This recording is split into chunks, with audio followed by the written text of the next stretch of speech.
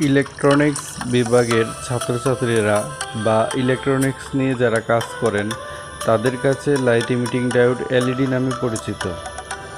এই ভিডিওটি হবিসদের এলইডি সম্পর্কে ভালো একটা ধারণা দেবে বলে আমি আশা করছি। সো ইলেকট্রিক্যাল ল্যাবের এই ভিডিওটি সম্পূর্ণ দেখুন। ভিডিওটি ভালো লাগলে লাইক দিন, যারা আমার চ্যানেলে নতুন ভিউয়ার চ্যানেলটি সাবস্ক্রাইব করুন।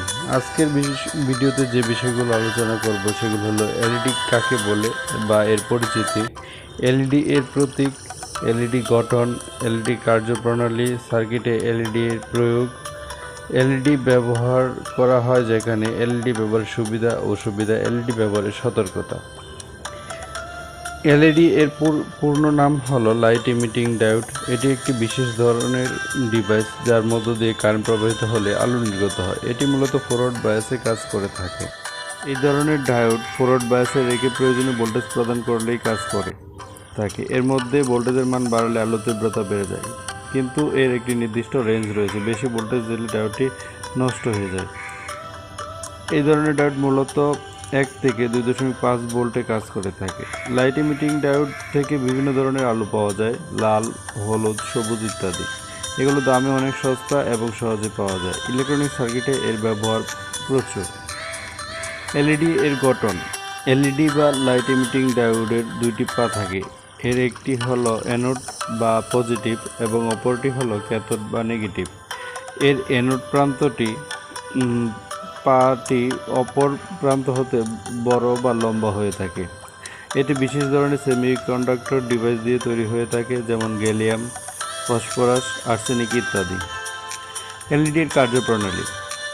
আমরা গঠন থেকে জেনেছি এলইডি মূলত ফরওয়ার্ড বায়াসে কাজ করে থাকে। P type semiconductor majority carrier hole এবং N type semiconductor majority carrier electron. যখন লাইট ইমিটিং ডায়োডকে ফরওয়ার্ড বায়াস প্রদান করা হয় তখন এন টাইপ সেমিকন্ডাক্টর ফ্রি ইলেকট্রনসমূহ ডিসি সোর্স হতে বৈদ্যুতিক শক্তি লাভ করে এবং তা ব্যালেন্স ব্যান্ড থেকে কন্ডাকশন ব্যান্ডে স্থানান্তরিত হয় এবং বৈদ্যুতিক চাপের প্রভাবে জাংশনের মধ্য দিয়ে প্রবাহিত হয় পি টাইপে যায়। পি টাইপে মেজরিটি ক্যারিয়ার হোলসমূহ ব্যালেন্স ব্যান্ডে অবস্থান করে থাকে এবং আগত ইলেকট্রনসমূহ কন্ডাকশন ব্যান্ড হতে ব্যালেন্স ব্যান্ডে যায় এবং হোলসমূহের সাথে মিলিত হয়।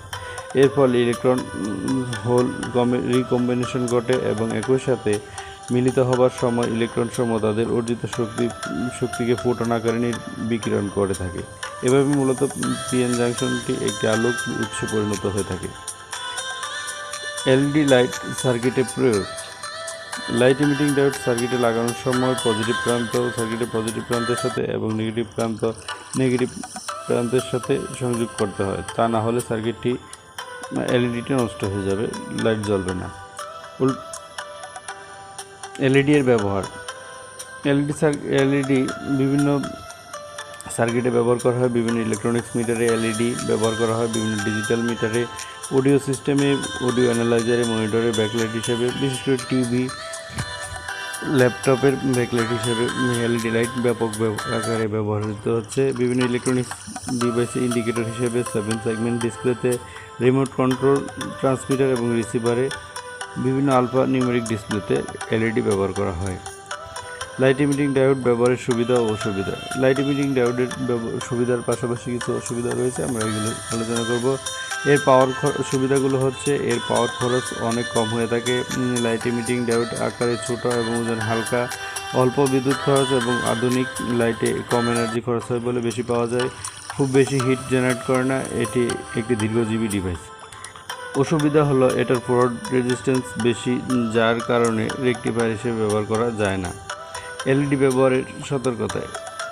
এলইডি অবশ্যই সঠিক পোলারিটিতে লাগাতে হবে, অর্থাৎ অ্যানোডের সাথে সোর্সের পজিটিভ এবং ক্যাথোডের সাথে সোর্সের গ্রাউন্ড লাগাতে হবে। সঠিক ভোল্টেজ লাগাতে হবে, কম বেশি হওয়া যাবে না। সোল্ডারিং করার ক্ষেত্রে যাতে বেশি তাপ দেওয়া না হয় সেদিকে খেয়াল রাখতে হবে। এই সকল বিষয় লক্ষ্য না রাখলে লাইট ইমিটিং ডায়োড নষ্ট হয়ে যাওয়ার সম্ভাবনা থাকে। সো ভিউয়ার, ইলেকট্রিক্যাল ল্যাবের ভিডিওটি সম্পূর্ণ দেখার জন্য আপনাদেরকে অসংখ্য ধন্যবাদ।